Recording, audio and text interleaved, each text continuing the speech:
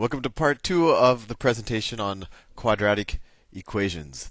Well, I think I thoroughly confused you the last time around, so let me see if I can fix that a bit by doing several more examples.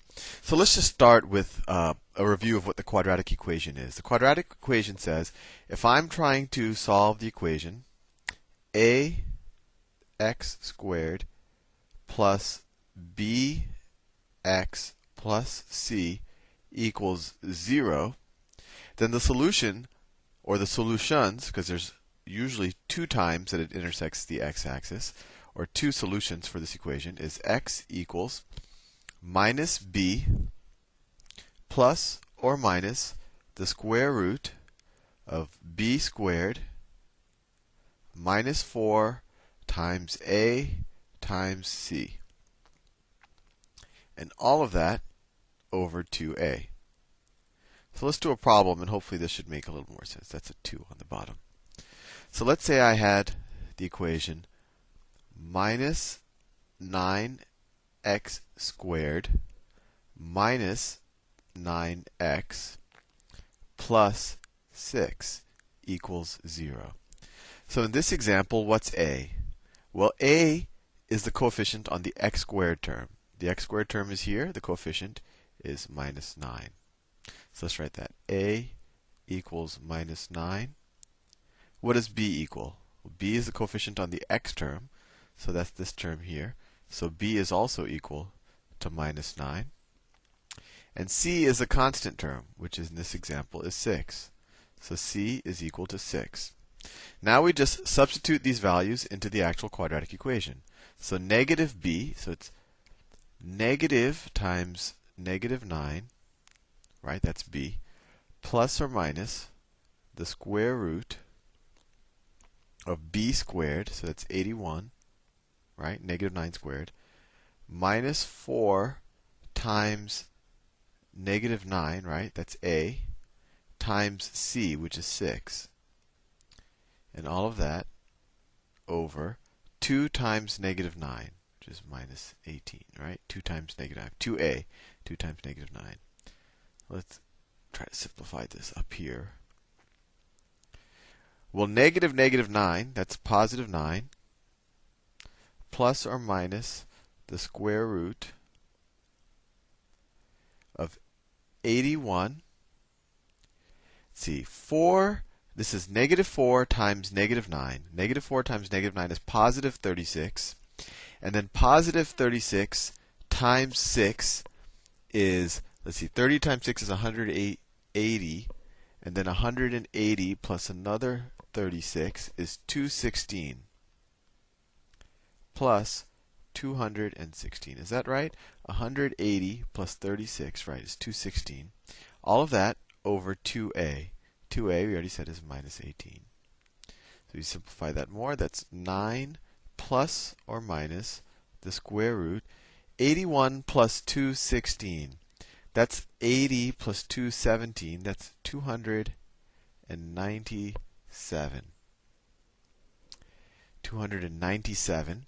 And all of that over minus 18. Now, this is actually the hardest part with the quadratic equation is actually oftentimes just simplifying this expression. We have to figure out if we can simplify this radical. Well, let's see. One way to figure out if a number is divisible by 9 is to actually add up the digits and see if the digits are divisible by 9. And in this case, it is. 2 plus 9 plus 7 is equal to 18. So let's see how many times 9 goes into that. I'll do it on the side here. I don't want to be too messy. 9 goes into 297. It goes 3 times 27. 27. It goes 33 times, right? So this is the same thing as 9 plus or minus the square root of 9 times 33 over minus 18. And 9 is a perfect square. That's why I actually wanted to see if 9 would work, because that's the only way I could get it out of the radical if it's a perfect square. As you learned in that exponent rules number 1 module. So this is equal to 9 plus or minus 3 times the square root of 33. And all of that over minus 18. We're almost done. We can actually simplify it because 9, 3, and minus 18 are all divisible by 3. So this is equal to Let's divide everything by 3. 3 plus or minus the square root of 33 over minus 6. And we are done. So as you see, the hardest thing with the quadratic equation is often just simplifying the expression. But what we've said, I know you might have lost track while we did all of this math, is we said this equation, minus 9x squared minus 9x plus 6. Now we found two x values that would satisfy this equation and make it equal to 0. One x value is x equals 3 plus the square root of 33 over minus 6. And the second value is 3 minus the square root of 33 over minus 6. And you might want to think about why we have that plus or minus. We have that plus or minus because a square root could actually be a positive or a negative number. Let's do another problem. Hopefully this one will be a little bit simpler. Let's say I wanted to solve minus 8x squared plus 5x plus 9. Now I'm going to assume that you've memorized the quadratic equation, because that's something you should do, or you should write it down on a piece of paper. But the quadratic equation is negative b. So b is 5, right? So it's, we're trying to solve that equals 0. So negative b, so negative 5 plus or minus the square root of b squared, that's 5 squared, 25, minus 4 times a, which is minus 8, times c, which is 9. And all of that over 2 times a. Well, a is minus 8, so that's all of that is over minus 16. So let's simplify this expression up here. Well, that's equal to minus 5 plus or minus the square root of 25. Let's see. 4 times 8 is 32, and the negatives cancel out. So that's positive 32 times 9. Positive 32 times 9, let's see. 30 times 9 is 270. It's 288. 288, I think, right? 32, 30, 270, and then we have 288. We have all of that over minus 16. Now simplify it more. Minus 5 plus or minus the square root. 25 plus 288 is 313, I believe. 313. And then all of that over minus 16.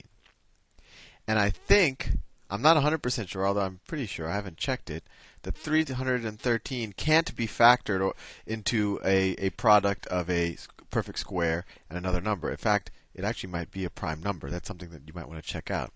So if that is the case, and we've got it in completely simplified form, and we say there are two solutions, two x values that will make this equation true. One of them is x is equal to minus 5 plus the square root of 313 over minus 16. And the other one is x is equal to minus 5 minus the square root of 313 over minus 16. Hopefully those two examples will give you a good sense of how to use the quadratic equation. I might add some more modules. And then once you master this, I'll actually teach you how to solve quadratic equations when you actually get a negative number under the radical. Very interesting. Anyway, I hope you can do the module now, and maybe I'll add a few more presentations because this isn't the easiest module. But I hope you have fun. Bye.